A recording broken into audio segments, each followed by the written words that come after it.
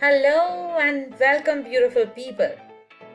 We are making another class quickie today. Well, this is not just a class quickie, this is for everyone, a mother, a teacher, a sibling, anyone who are dealing with kids. During this period of time when we are going through a pandemic and we really are not aware of what we are going to face soon, it's important to share what beautiful and useful information I come across. So, Pinterest is one of my greatest resource area. It's the biggest resource bank, probably. Great minds work and they put their work together here. We have some amazing work done by someone here, which is a very common thing which I've come across. Here, Emina Seljevic, she has saved it here, which is relevant to school counseling. So, what it brings in is the stress response in kids. What is a stress response? Stress response is something when the response that you give out when you are in stress. Stress can happen from anything. Seeing my old teacher who used to scold me, she has come in my class because my teacher is absent today. It's giving me stress. Mom is going out. I have to be with Papa today. He gets very upset. He doesn't allow me watch television. I am in stress. I want to open my computer. My teacher is asking and calling me in the class. My computer is not starting. I do not have enough RAM in my computer. Teacher doesn't understand. I'm stressed. I'm telling mommy, Mama, please increase the RAM. She says, oh, you want to play? I'm in stress. Friends asking, oh, what are you playing? I say, oh, I'm playing Minecraft. No, don't you play something else? Really? I am forgetting the name. Actually, my son faced this difficulty where he said he plays Minecraft, and then I told one of my students, he was asking if you play that. Then he said that no, ma, I don't have enough RAM to play that. I was really happy with his response. He is Vimokan than I am. So, and that day I thought that okay, maybe sometime later I'll increase his RAM so that if he wants to play, he can. But I just wanted to ensure that I don't encourage him or don't end up pampering him. So that's the doubtful mother in me. I'll ask that mother out now. So whatever I refer to, we'll come here to have a look at the kind of response children give out. Please understand these three responses are mostly seen in children or are definitely seen if they are in stress. If you don't see this, then your child knows how to handle stress.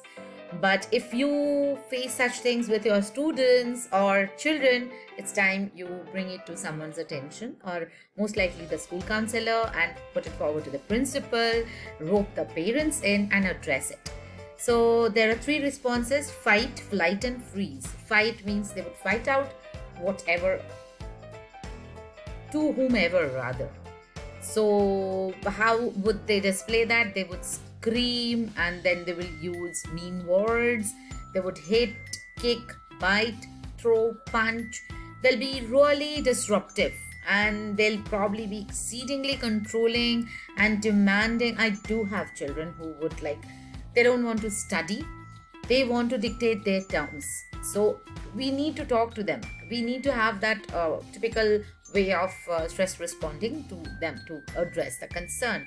And then they would purposely go into things which would rather be offending and which they ask not to do. And there would be things that would end up displeasing the person concerned around. So that is a response when they give out the response in fight. For flight, it simply means running away from the situation, showing your back. So you would see the first thing would be wanting to escape or run away, hard to pay attention, or being fidgety, or then preoccupied and procrastinating. I'm sure what it means. It means okay, we'll do it tomorrow. So you procrastinate and delay things, and every day you think it can be done again. At times I've seen, when I say I'm too confident with something, oh, I know, I just have it, I'll do it tomorrow. So let me handle this. So this gets done, and that, okay, I'll do it tomorrow, it never happens. So this is something I need to trash. I do it myself. I need to work on it. I am working on it. So now, moving away from what you feel is threatening, and definitely stay away from panic and any kind of fear if you have, or if something brings in anxiety. So these are the responses when a child faces flight. But now, fight, one will survive. Flight, someone will just be out of the situation.